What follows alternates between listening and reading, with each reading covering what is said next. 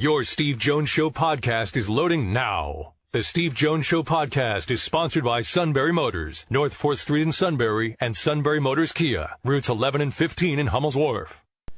In our profession, they don't get any better in terms of on-air professionalism and any better off the air in terms of personal relationship than Dave Enett. My good friend, it's great to have you with us. Steve, always good to hear your voice. Good being with you. Okay, let's start with this. David Braun was put in a really difficult position. I won't say impossible because he's doing good things with it, but he's put in a really difficult position. What's allowed him to handle it to this point? That's a great question. I mean, because I had the same thoughts when David was elevated to the position of interim head coach. And, you know, I think, first of all, he's a quality person. He is a good football coach, knows the game, and I think that no matter what your background is, no matter what level you've coached at, I mean, certainly there's a learning curve. He knew there would be, never having coached at the Power 5 level before, let alone coaching in the Big Ten, had never been a head coach before. And, you know, but I think he's very organized. I think he's very detail-oriented, and I also think that he hasn't been afraid to ask for help, and he's got a lot of experience on his coaching staff. So I think it's probably a combination, and it hasn't been a straight line to get from where he started to get to the big win last Saturday, but certainly I think that he's approached it, I think, with the right mindset. No one's promised him anything except that he's the interim head coach for now and kind of see where it goes. Ben Bryant started at Cincinnati, went to Eastern Michigan, went back to Cincinnati, and now he is a sixth-year player playing for Northwestern. What does he bring to the position that you like? Well, first of all, some consistency and some continuity. As you know, Steve, that's an area over the last couple of years Northwestern's been lacking. And really, you go back to the 2015 through 2018 seasons when Clayton Thorson started 53 straight games for them. Right. And then they did get Peyton Ramsey for the 1 year in 2020 and won the Big Ten West. But otherwise, there's been something of a revolving door at the position, be it because of just inconsistency, because of poor performance, because of injury. It's really been a revolving door. I mean, Hunter Johnson has been the starting quarterback in the opener twice, and both seasons. And Hunter came in with, you know, certainly great expectations, transferring in from Clemson. He was a 5-star recruit by Clemson, and came in and just wasn't successful at Northwestern. That happens sometimes. They've had other guys come in who, for whatever reason, it just didn't pan out. And I think that with Bryant, they've got a guy who's got a lot of experience.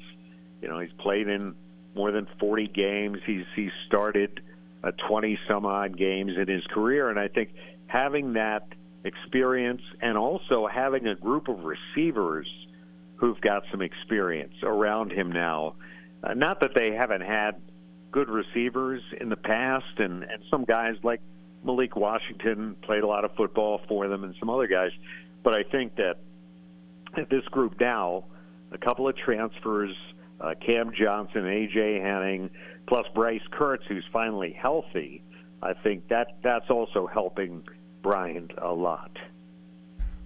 You know, he's not going to be out there often, but they'll change up with Jack Lausch at quarterback. What does that change up do to the offense for Northwestern? Well, he certainly gives them another dimension, and it's not unlike.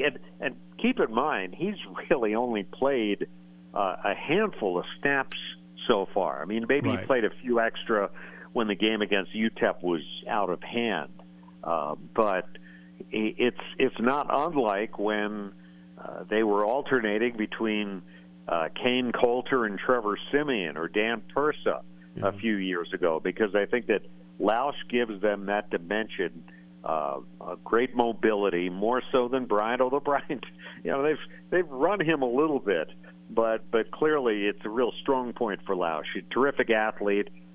I know he's got a strong arm. He's only thrown two or three passes so far this season.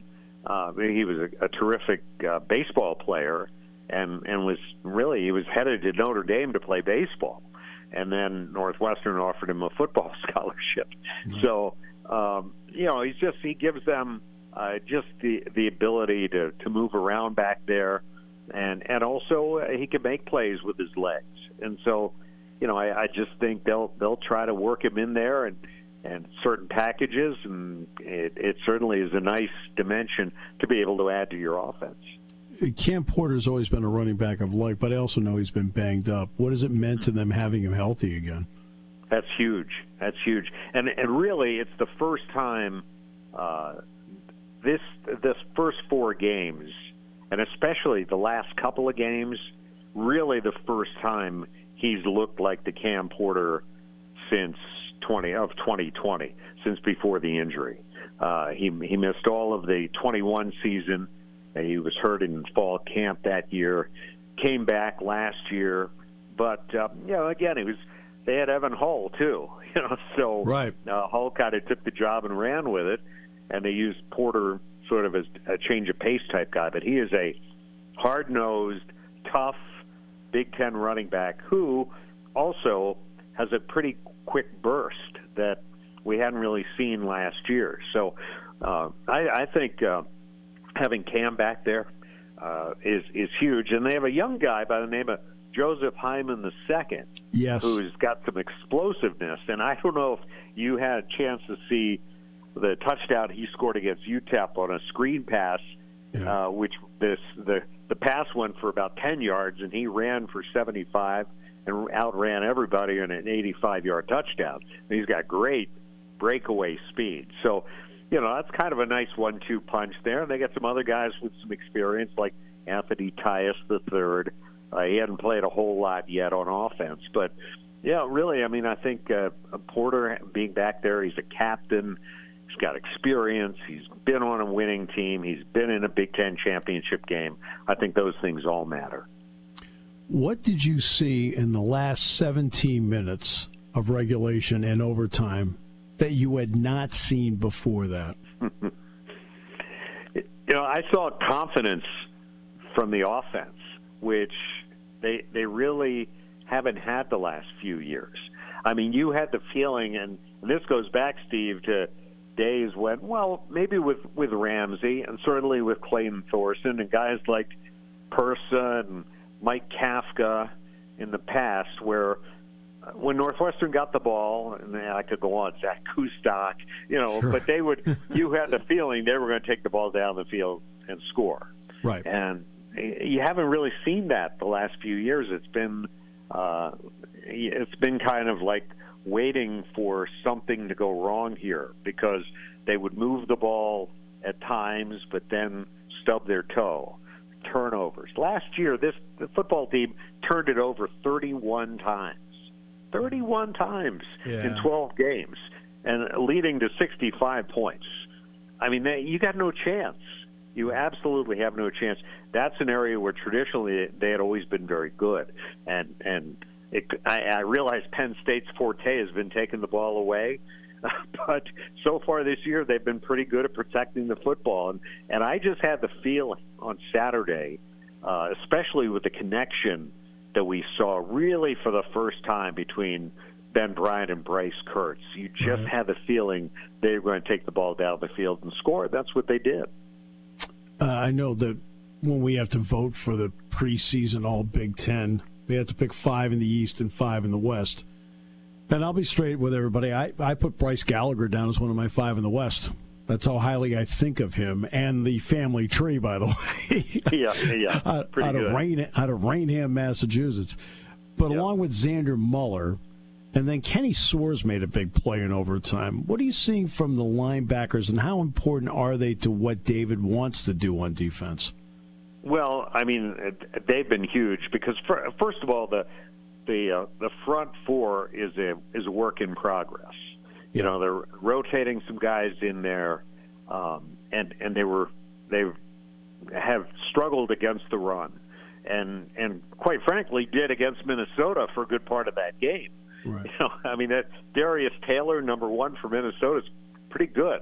Yeah. And I mean, you don't get to be Big Ten Freshman of the Week 3 weeks in a row for being unproductive. And so, you know, he had a big game. They ran for a lot of yards, and I think that linebacking core, which, you know, has been a strength for Northwestern in past years, but they also had they used to call themselves the Irish law firm, you know, with Patty Fisher and the elder Gallagher and Chris Bergen. You know, those guys, it seemed like Patty was their middle linebacker forever there, right? And then and Blake Gallagher and Bergen, and you know, once those guys moved on, and suddenly Bryce Gallagher's in there, and he's a young guy, and then they brought in Mueller, and Bergen was gone, you know, and they kind of had to redefine themselves a little bit. And Gallagher has made steady progress to the point where I agree with you. I think he's one of the best linebackers in the conference. Bueller's having a terrific year. He had a great game the other night. He sure did. And then Soares is a guy who, you know, when they play three linebackers, they're putting him in. They play like just about everybody now, I think, or most teams. You know, they play a lot of 4-2-5, and so they'll take Soares out and put in another defensive back. But you know, he's a guy with great lateral movement. He's strong. Hasn't played a ton, but he's getting an opportunity to make some plays. And you're right, he did make some the other night, and boy, they needed him too. Dave, I felt Welsh Ryan Arena is one of the better remodeling jobs I've ever seen. It's a perfect arena for what that university needs. Now the stadium, are they still on track to level it at the end of the season and then rebuild it? Well, that's a great question. You know, it's still the plan. They're still planning to proceed, but they still need to go through the regulatory process, and they're getting some opposition. There was a meeting of the Evanston City Council last night. There is a great disagreement going on because they want to hold concerts there. And you know, the plans, I don't know if, I think you've seen them, Steve, but the plans are beautiful. I mean, it's really going to be a nice place, kind of along the lines of what they did with Welsh Ryan Arena. They're going to reduce the capacity. You know, this is the smallest school in the Big Ten, and they made basketball a hot ticket and turned that place into what they hoped it would be. And they want to do the same with the football stadium. And so they would reduce it. It'll be smaller. They're trying to make it as neighbor-friendly and community-friendly as they can. Some of the neighbors, though, are objecting. They don't want concerts there, which Northwestern was hoping to hold, and some other events. So they've negotiated down the number of concerts. That was a sticking point. I'm sure those discussions are continuing. Last I've heard, that the plan or the hope is still that after our season ends and the last home game is against Purdue in November, that they'll start tearing the place down, and Northwestern will play elsewhere for 2 years. But nothing is definite yet in terms of the timeline, because they still need the approval of the city, and that's still there's still a bunch of hearings to be held, and so that's still to be determined. Wow. Well, I mean, I don't think the guys at Mustard's Last Stand are complaining. So, I mean. No, you know what? That's, as you know, that's a landmark there. And, yes, it is. There's going to be a stadium there, one way or the other. I mean, they're not going to they're not going to leave Ryan Field standing the way it is and go play somewhere else forever. I mean, they're going to have to do something. It needs to be done. It's been needed for a long time. And the facility, they have beautiful facilities. They build a great athletic complex down on the lakefront, which has been tremendous. And you know, the new Welsh Ryan Arena, the campus is beautiful. now they need a new football stadium on the site where there is a football stadium. So they, they've got to figure it out and try to get that done. And I think they will. It just may take them a little longer than perhaps they had hoped. And the last question on that and overall, Dave, and that deals with, can't they just level it and still negotiate with the city as they build it? I mean, and then you could start figuring out what can and can't go in there. I've asked that question, and it's in my mind. Because eventually they're going to come to a resolution of this thing. They're not going to not build a new stadium, right? And it wouldn't be. The Evanston Chamber of Commerce came out with a statement yesterday endorsing the plan and say this is good. I mean, it's going to bring hundreds of millions of dollars to the Evanston economy and jobs, and all sorts of things. And why wouldn't you want to do that? And because of that, the city needs it. So eventually it's going to happen. So why not go ahead with the assumption you're going to be playing somewhere next year, even if you don't get the approval until April? You still can go ahead and be working on the assumption you're going to be elsewhere, and then proceed. And if you end up playing a little longer away from Evanston, then so be it. But you got to get it done. And it is going to be a factor, I think, Steve, in the next, whoever the coach is, whether David Braun ends up getting the job on a permanent basis or whether they go out and try to get a big-name coach to come in. Whoever they try to hire is going to want to know where he's going to be playing his football games. And recruits are going to want to know, are they going to get to play in a new stadium? So it's a pretty important decision, and it's pretty important that they stay after it and get going on it. And I know the university is trying to expedite it. And, we'll see what happens. I still think that the plan is that they're going to be by the winter, and it's a short construction season in Chicago, as you know. They're going to get to work on this thing. Really missed you at the golf outing in May, and you had great reasons as to why you weren't there, and I'm really looking forward to seeing you on Saturday, Dave. Yeah, me too. I think this will be fun, and it's been a long time since you guys have been there for football. So it'd be great to see you, Steve, and looking forward to seeing this football team that is coming to Evanston. I've watched them, and I'd say this is one of the better defensive teams I think I've seen in a long time in this conference. Yeah, they're playing well, but they're going to get challenged on Saturday. Dave, thanks so much. Really appreciate you. You bet. Good talking to you. We'll see you Saturday.